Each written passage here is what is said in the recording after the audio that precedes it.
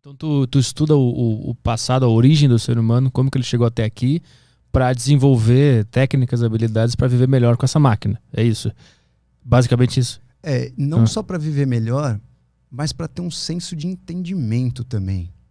Porque assim, tem dúvidas, por exemplo, se eu te perguntar, né, uma coisa que eu sempre faço umas provocações assim, se eu te perguntar, uma mulher trair, um homem trair a mesma coisa? É uma pergunta assim, banal, né? Homem trair, uma mulher trair.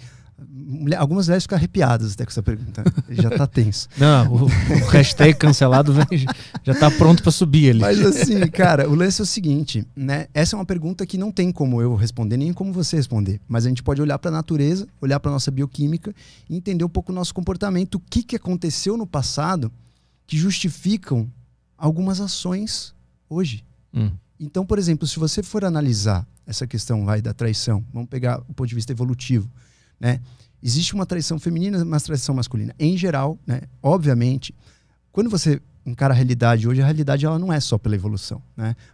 Sua própria convivência social, a sua educação, e milhares de coisas podem influenciar a sua cultura, onde você nasceu, né? Então, uma traição no Brasil é totalmente diferente de uma traição na Arábia Saudita. Mas, quando você compara, quando você entende de onde veio o hardware, como foi criado o hardware, muita coisa do hardware vai justificar, pelo menos, uma certa vontade, uma certa tendência. Então, isso vale quando você pega um grupo.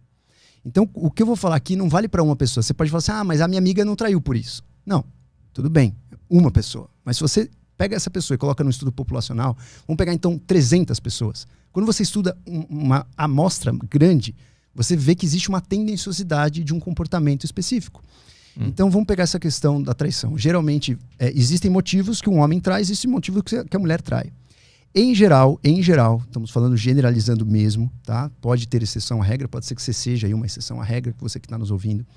Em geral, os homens traem mais pensando no momento presente. Os homens traem mais com uma recompensa imediata. Os homens traem mais porque você tem uma situação, uma ocasião e você foi levado por essa ocasião para ter uma recompensa imediata.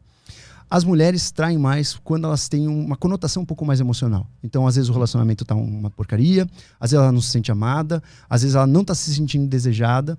Então, existe uma teoria evolutiva por trás disso, né? Em geral, para uma mulher trair, quando a gente está pensando agora, homens caçadores e coletores, tá? Vamos sair da nossa modernidade. Vamos esquecer que existe preconceito, esquecer que existe regras, né? Vamos pensar realmente de um ponto de vista bem observacional, né? Vamos voltar então para a época dos homens caçadores e coletores. Homens caçadores e coletores. Qual que era o maior medo de um homem? Primeiro, para você entender isso, qual é a principal função de um ser vivo aqui na Terra? Qual é a sua função? Desde o momento que você nasceu, você ganhou uma missão. Reproduzir. Primeiro é sobreviver, porque se você não sobreviver, você não reproduz. Claro. E depois é reproduzir. Né? E por que reproduzir?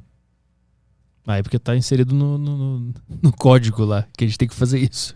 Quase. A palavra código, você quase acertou na mosca. O lance existe a grande teoria, o porquê que a gente está vivo, existe uma teoria que chama-se a teoria dos nossos genes, né? Que inclusive foi o Richard Dawkins que fez um grande livro do Gene Egoísta, que os genes eles querem sobreviver. Então, qual é o segredo da tua vida? Qual é o seu segredo que eu poderia copiar uma pessoa muito parecida com você? Seu código genético. Então, o seu código genético, ele é praticamente a tua identidade como ser aqui nesse mundo, tá? Eu ainda acredito que a tua consciência também seja, mas deixa a consciência de lado, que ela é imaterial, a gente não pode colocar nesse molho. Vamos pegar o seu código genético. Então, o teu código genético, ele é o seu segredo. Eu poderia fazer um clone teu idêntico seu com o seu código genético, tá bom? A sua missão que você ganhou desde quando você nasceu é deixar esse código genético aqui. E você não vai conseguir deixar ele inteiro. Você vai deixar 50%, uma vez que você vai ter que... Nós somos seres aí diploides, que a gente tem que juntar o seu código genético com o código genético de uma mulher, né? Vocês vão se unir, o seu espermatozoide com o óvulo dela e formar o ovo.